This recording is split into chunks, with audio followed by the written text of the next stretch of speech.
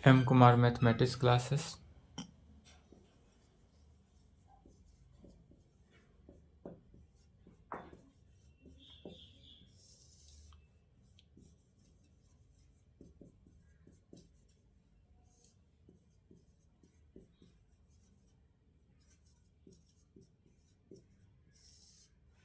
Lecture 3 हुआ, last chapter चल रहा था, चैप्टर 13। यह लास्ट चैप्टर है 12th का, प्रोबेबिलिटी, प्रायिकता। इसमें डिफिनीशन एंड रिजल्ट चल रहा था, फार्मूला एंड रिजल्ट यही चल रहा था पिछले क्लास में, फार्मूला एंड रिजल्ट्स। इस फार्मूला एंड रिजल्ट्स में बताए थे, यदि सैंपल हम ले लेते थे, कितना sample set of A B C D E लिए थे, ई एफ तक। यदि हमारे पास सैंपल इतना ले लिए, सेट ऑफ ए यदि मान लेते हैं a c e, and set of b यदि हम मान लेते a B C d. Set of a जो है ए सी ई और सेट ऑफ बी यहाँ तक मान लिए थे, तो इससे एक ए नॉट का इंटरसेक्शन बी नॉट निकाल चुके थे, जहाँ तक हुआ था 6 नंबर तक निकाले थे। अब 7 नंबर में क्या करना है, उसका यूनियन निकालना है। यदि यहाँ से लिखना है 7 नंबर से, ए नॉट यूनियन बी नॉट, तो यदि ए नॉट और बी नॉट का यूनियन, तो इसके लिए सबसे पहले ए नॉट का वैल्यू निकाले थे। ए नॉट क्या क्या होगा, तो ए नॉट में वैसा एलिमेंट होगा जो सेट ए में नहीं हो, तो क्या होगा, मैंने सैंपल स्पेस में से सेट ए को माइनस करते हैं, या सेट थ्योरी का कंडीशन लिखा जा रहा है। तो ए नॉट क्या निकला, ए तो है तो ए कैंसिल हो गया, B C cancel, D E cancel, F, तो ए बी डी एफ से ए नॉट हुआ, और बी नॉट में क्या हुआ, तो बी नॉट में ऐसा एलिमेंट लेना है जो सेट बी में है, उसको छोड़ देना है। तो ए बी सी डी को छोड़ देंगे तो क्या हो जाएगा, ई एफ। तो कल के क्लास में इंटरसेक्शन निकाले थे, ए नॉट और बी नॉट का इंटरसेक्शन क्या निकला था, एफ निकला था। और आज निकालना है ए नॉट यूनियन बी नॉट। यदि ए नॉट और बी नॉट का हम यूनियन निकालते हैं तो क्या होगा, तो ए नॉट को देखना है और बी नॉट को देखना है। ए नॉट में केवल 3 एलिमेंट, बी डी एफ, और बी नॉट में ई एफ 2 एलिमेंट। तो यूनियन इसका निकालेंगे तो क्या हो जाएगा, B D E F, B D E F. तो यहाँ पर A not union B not निकला, A B D E F, अर्थात यह बी डी ई एफ जो हुआ, A not union B not निकालने का जो फॉर्मूला हुआ, इसी को लिख सकते हैं, ए नॉट यूनियन बी नॉट जो निकाला गया, कैसा निकाला गया, तो सैंपल स्पेस में से ए बी के इंटरसेक्शन को माइनस किया गया है। तो अर्थात लिख सकते हैं sample space minus A intersection B भी कह सकते हैं। जो हमारा ए और बी का इंटरसेक्शन हुआ, ए और बी का इंटरसेक्शन क्या निकला, ए सी, तो इस ए बी सी का इंटरसेक्शन को माइनस किया, मैंने यहाँ पर ए सी नहीं है, बाद बाकी ए सी नहीं है, बाद बाकी सभी एलिमेंट है, तो इस प्रकार से भी लिखा जा सकता है। इसी में प्रोबेबिलिटी, तो इसलिए probability of A not union B not, यदि A not union B not का प्रोबेबिलिटी निकालने के लिए कहे तो क्या कह सकते हैं, तो probability of sample space S minus probability of A intersection B का। सबसे पहले ए इंटरसेक्शन बी का प्रोबेबिलिटी निकालेंगे।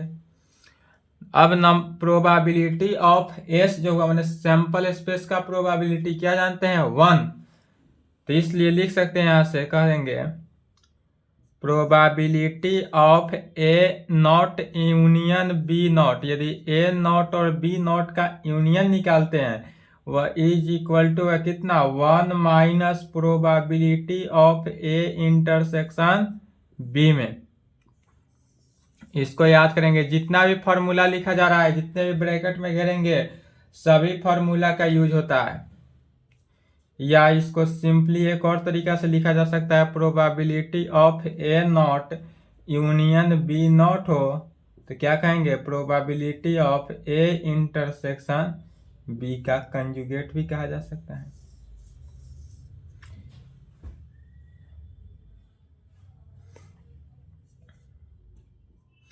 One minus probability of A is equal to probability of A not हुआ, ए नॉट। यहाँ पर क्या कहा जाए, probability of A not union B not one minus probability of A intersection B का, या probability of A not union B not का निकालते हैं तो वह प्रोबेबिलिटी ऑफ किसका, ए का इंटरसेक्शन बी के साथ निकालेंगे और उसका नॉट निकालते हैं। तो one minus P probability of A is equal to probability of A not हुआ, या इसको सिंपली इस प्रकार से प्रोबेबिलिटी ऑफ ए नॉट से लिखते हैं। यह भी फॉर्मूला हुआ, रिजल्ट हुआ। जितना नंबरिंग किया जा रहा है सभी के सभी क्या है, रिजल्ट है। इससे रिजल्ट निकलता है कि यदि हम प्रोबेबिलिटी ऑफ ए को ऐड करते हैं प्रोबेबिलिटी ऑफ ए या प्रोबेबिलिटी ऑफ ए नॉट को जोड़ते हैं तो वह किसके इक्वल होना चाहिए, तो प्रोबेबिलिटी ऑफ सैंपल स्पेस के इक्वल, डेट इज 1 के equal.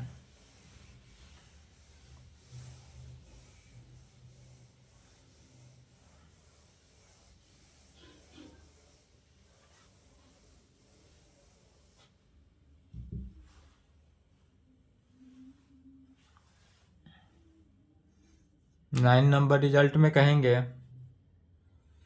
Probability of A plus probability of A not is equal to 1।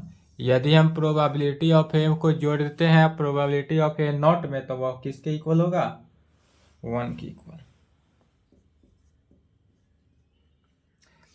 Probability of A intersection यदि बी निकालना हो, यदि probability of A intersection B हो तो कह सकते हैं probability of A and B, probability of A and B होगा, या इसी को कह सकते हैं प्रोबेबिलिटी ऑफ ए बी में। अर्थात कहने का मीनिंग हुआ कि probability of A intersection B जो होगा प्रोबेबिलिटी ऑफ ए बी के इक्वल होगा। इंटरसेक्शन के कंडीशन में बीच में क्या होता है, एंड होता है, और यही यूनियन का कंडीशन है तो उसमें या होता है। तो यदि probability of A union b हो, probability of A union b, तो इसको क्या कहेंगे, प्रोबेबिलिटी ऑफ ए या बी में। यह जो होगा हमारा प्रोबेबिलिटी ऑफ ए या बी।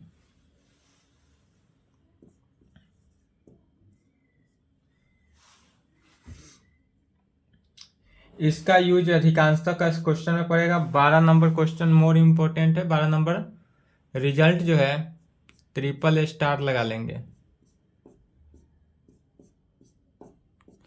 क्या है, मोर इम्पोर्टेंट है। इससे निकलता है वैल्यू किसका, पहला नंबर में लिखना है। यदि number of A union B निकालना है, या सब फॉर्मूला याद होना चाहिए।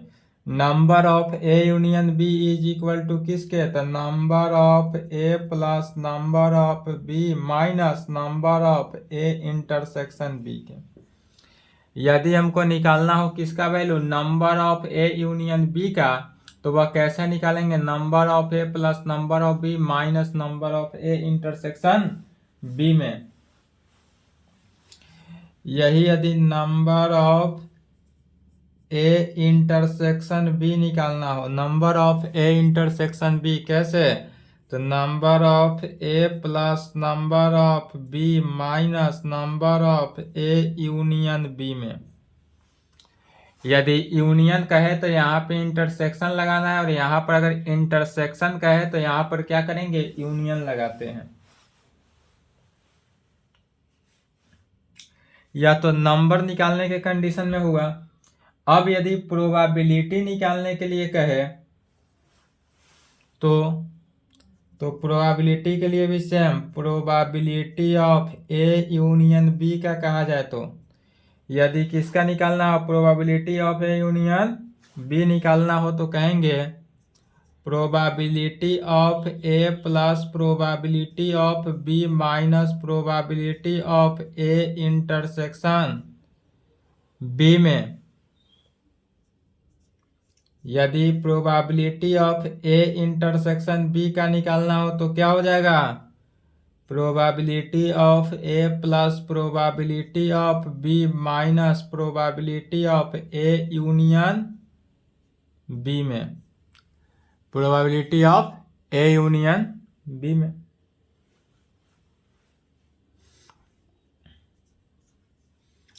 या एक और होता है यदि probability of A union B plus probability of A intersection B किया जाए।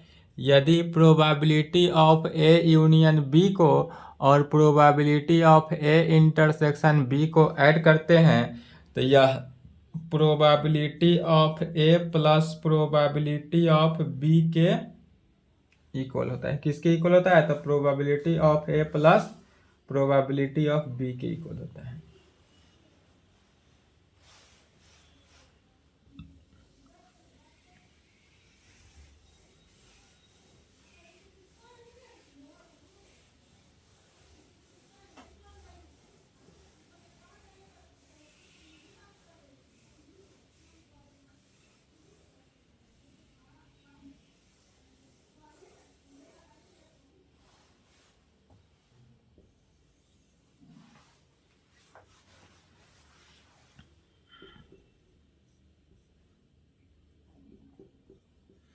यदि कहा जाए probability of A and not be में,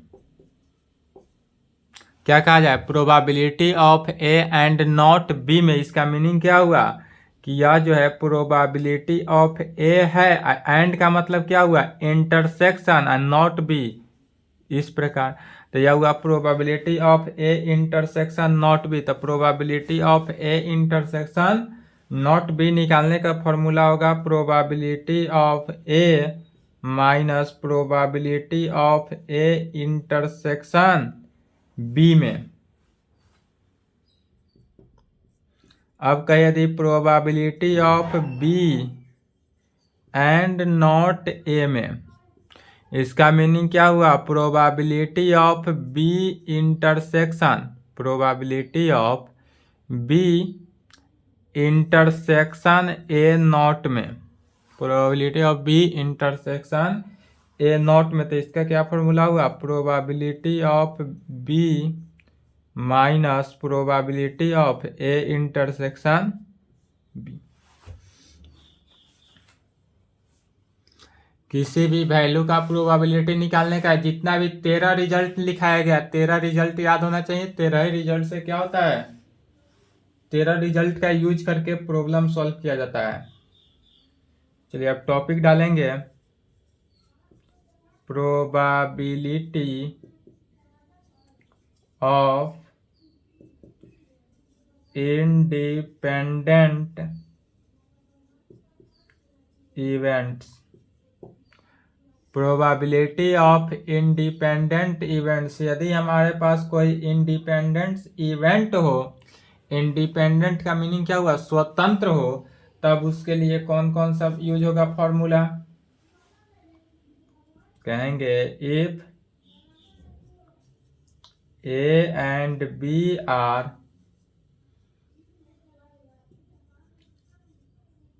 if A and B are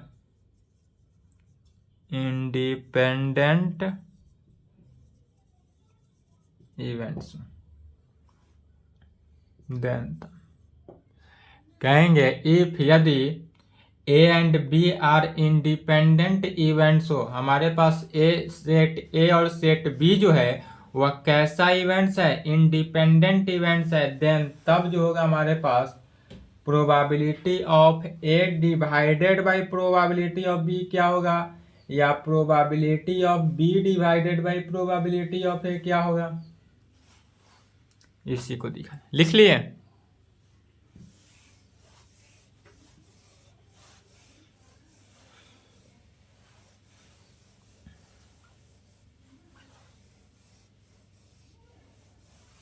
ये जितने भी फार्मूला लिखाया जा रहा है सभी का प्रूफ किया जाता है, लेकिन चूंकि अभी टाइम कम है इसके कारण नहीं कर पाएंगे।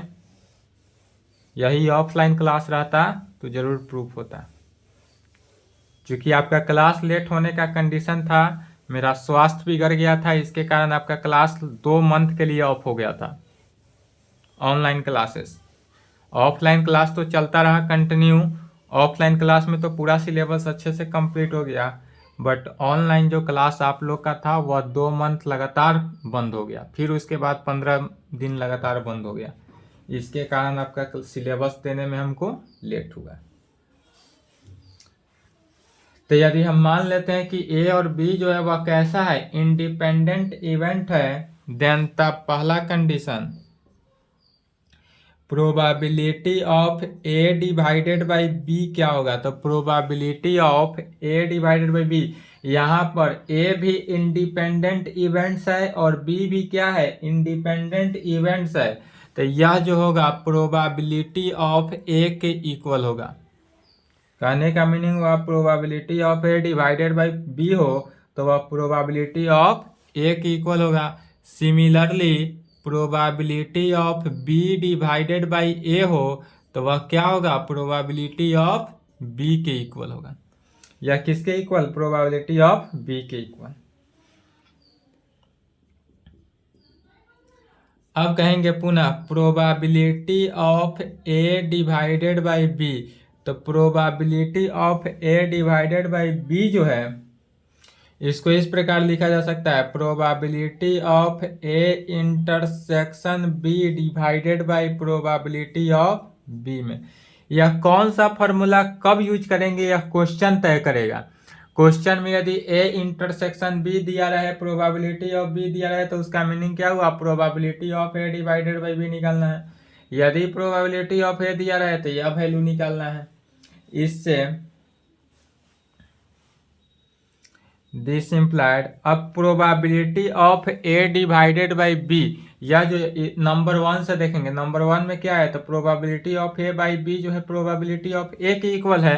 तो इस पूरे लेफ्ट के जगह पर राइट लिख सकते हैं probability of A. Probability of A किसके equal, probability of A intersection B divided by probability of B है। जितने भी है सब के सब क्या हो रहा है, फॉर्मूला बनते जा रहा है। क्योंकि probability of A by B is equal to होता है किसके, प्रोबेबिलिटी ऑफ ए के।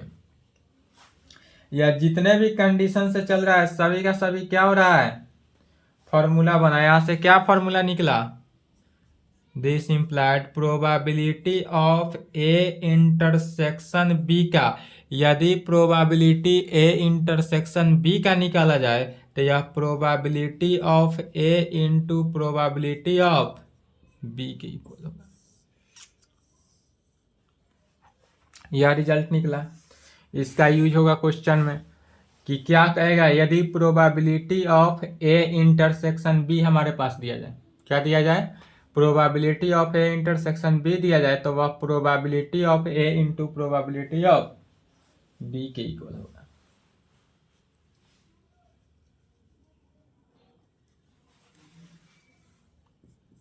इससे कह सकते हैं इफ यदि A and B are independents, if यदि A and B are independents हो, ए भी इंडिपेंड हो और बी भी इंडिपेंड हो, तो इससे पहला कंडीशन यह निकलता है कि ए नॉट एंड बी नॉट जो होगा यह भी कैसा होगा, इंडिपेंडेंट होगा।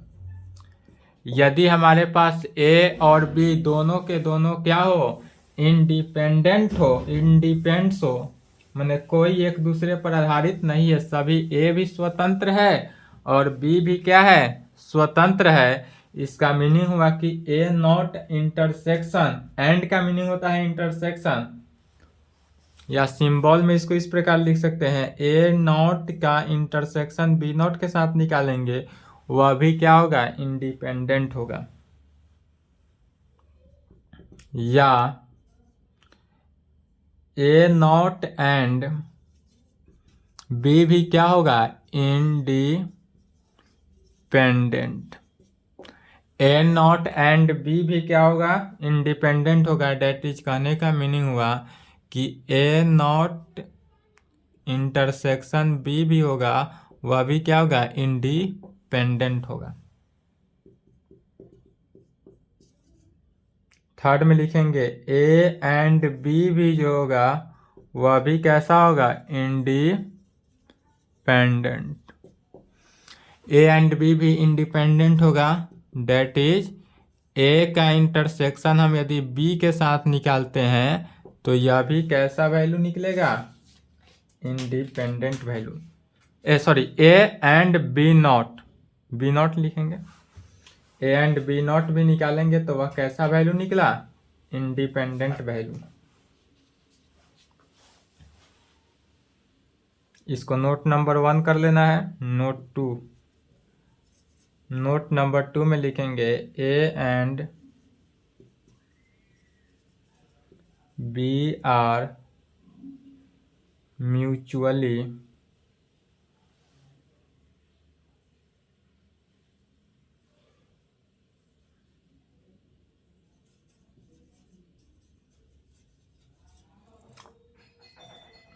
ए and B are mutually exclusive event.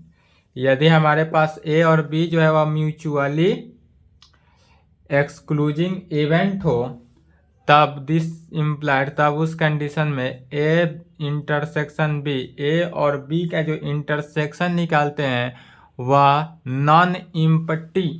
वह इम्पटी सेट निकलता है। इम्पटी सेट माने क्या हुआ, खाली सेट निकलता है। इम्पटी सेट कहें या इसी को क्या कहा जाता है, फाई से भी सूचित किया जाता है। फाई का मीनिंग क्या हुआ, खाली सेट, इज इक्वल टू इसको फाई भी दर्शाया जा सकता है। और इसका जब प्रोबेबिलिटी कहा जाए तो probability of A intersection B जो होगा वह किसके, 0 के इक्वल होगा। तो यह probability of A intersection B जो होगा वह 0 होगा। कब 0 होगा, तो जब A and B are mutually exclusive event जो होगा वह ए इंटरसेक्शन बी जब फाई हो, इम्पटी सेट हो, तब उसका प्रोबेबिलिटी जब निकालेंगे तो वह क्या होगा, 0 होगा। यहां तक लिखें।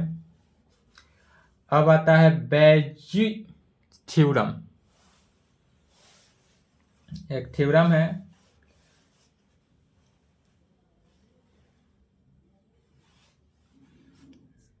थ्योरम लिखेंगे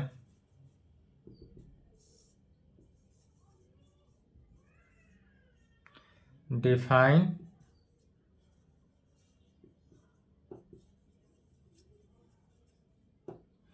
बैजी theorem.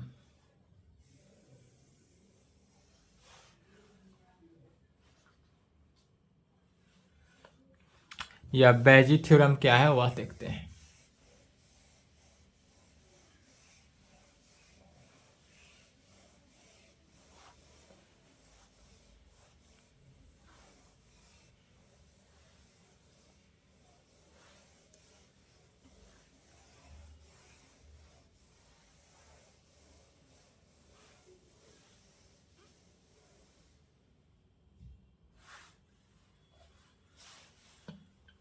Define Bayes theorem. Bayes theorem के लिए यदि हम कोई सैंपल स्पेस ले लेते हैं, इसका आंसर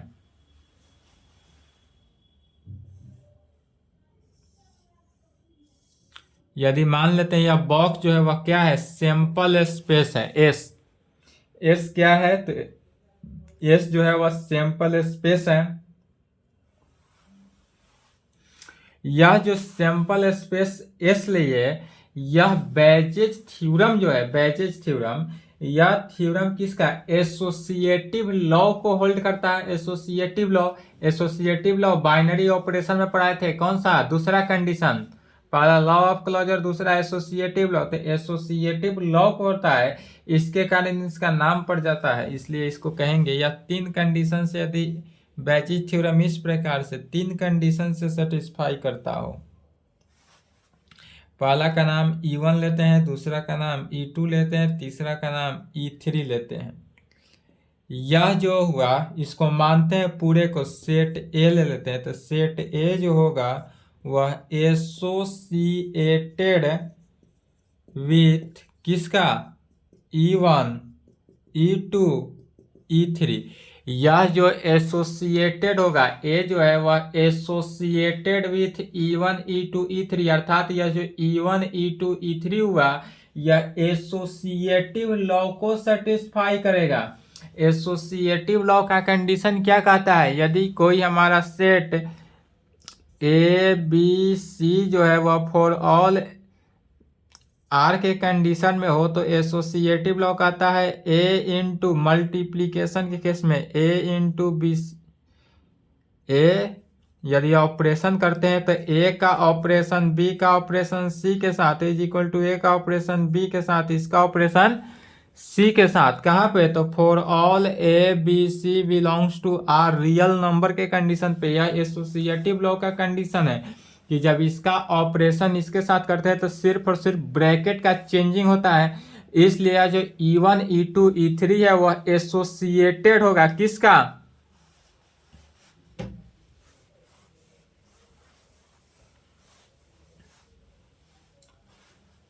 तो कह सकते हैं, इसलिए अब इस ए का प्रोबेबिलिटी ऑफ ए जब निकालेंगे तो क्या कह सकते हैं, probability of A is equal to probability of E1 का probability into probability of A divided by E1 में probability of A divided by E1, फिर 2 के लिए plus probability of E2 into probability of A divided by E2 में plus probability of E3 into probability of A divided by E3 में।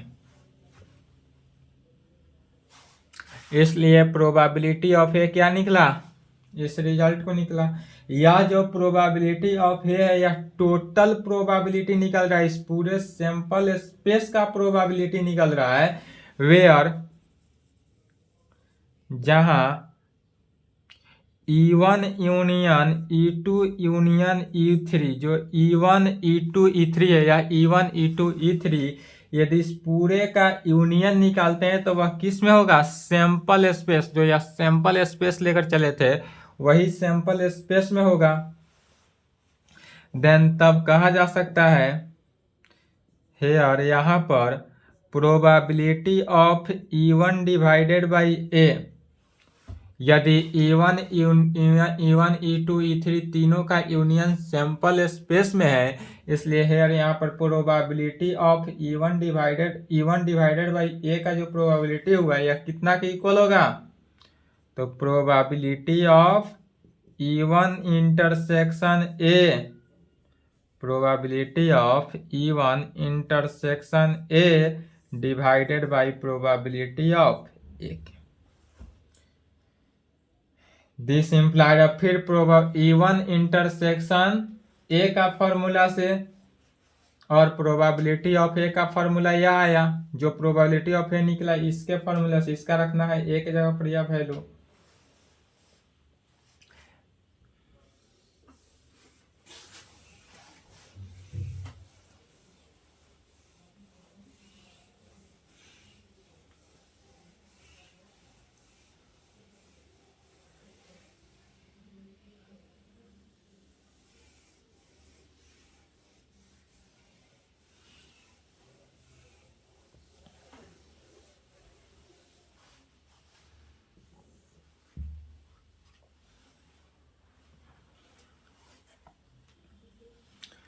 इसलिए probability of E1 divided by A is equal to probability of E1 divided by A is equal to क्या, तो probability of E1 intersection A को लिख सकते हैं probability of E1 into probability of A divided by E1 में probability of A divided by E1, अब पूरे का डिवाइडेड प्रोबेबिलिटी ऑफ ए क्या निकला है, इसको रख देना है probability of E1 into probability of A divided by E1 में probability of E2 into probability of A divided by E2 में plus probability of E3 into probability of A divided by किस में E3 में। यही सभी condition को satisfy किया और इसी का नाम पड़ा क्या, बेजिस थ्योरम। इस फॉर्मूला को याद रखना है, जब भी अगर पूछे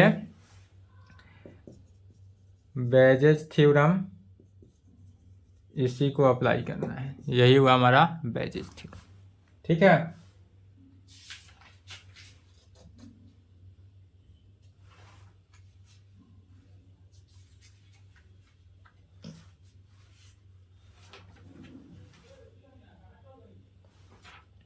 इसके आगे एक और है रैंडम वेरिएबल। रैंडम, यह लंबा प्रोसेस चलेगा। रैंडम वेरिएबल इसको कल के क्लास में देखा जाएगा, आज तक यहाँ तक कंप्लीट करें।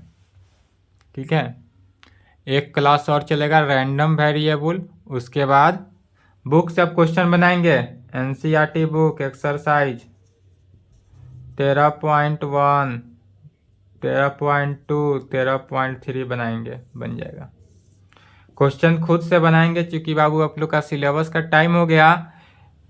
12th का क्लास जो है 25 तारीख तक ही ले चलेंगे, 25 जनवरी 2024 तक। उसके बाद नहीं चलेगा। उसके बाद जो आपका छोटा क्लास, जितना क्वेश्चन बच रहा है खुद से बनाएंगे। एग्जाम में अगर आपको कहीं से डाउट होता हो, दिक्कत हो, एग्जाम के थ्रू कोई भी क्वेश्चन पूछना हो, तो बेझिझक आप क्वेश्चन को मेरे व्हाट्सअप नंबर पे डाल देंगे। ठीक है, यह व्हाट्सअप नंबर है। अधिकांश तो चांस करेंगे, कॉल करने से अच्छा है कि मैसेज कर दें। मैसेज करेंगे आपका रिप्लाई हो जाएगा। शायद कॉल करे तो कभी रिसीव ना कर पाए, लेकिन कॉल करेंगे तो कोशिश करेंगे कॉल बैक करने का। कॉल करें, अदरवाइज मैसेज करेंगे। कहीं से डाउट होता हो मैथमेटिक्स में या एग्जाम के थ्रू कोई भी, तो आप इस नंबर से संपर्क कर सकते हैं। और हाँ, आप लोग अपना roll number, admit card, direct admit card जो आएगा आ गया होगा, एडमिट कार्ड का क्या करेंगे, एक फ़ोटो भेज देंगे मेरे पास। ठीक है, यहाँ तक कंप्लीट करें, इसके आगे नेक्स्ट क्लास देखा जाएगा। 25 तक आप लोग का क्लास चलेगा। कुछ क्वेश्चन है, क्वेश्चन पूरा line by line NCERT book से नहीं बताएंगे, लेकिन अगर आपको एग्जाम में ऑब्जेक्टिव पूछेगा तो जितना भी अभी तक थ्योरम चलाए हैं आज के क्लास में और कल के क्लास में, जितने भी फार्मूला बताया गया था परसों के क्लास में, इसी में से आपका ऑब्जेक्टिव आएगा। ऑब्जेक्टिव के लिए आपका कंप्लीट हो चुका है, अब जो है थ्योरेटिकल के लिए वह भी कंप्लीट हो जाएगा, चिंता की बात नहीं है।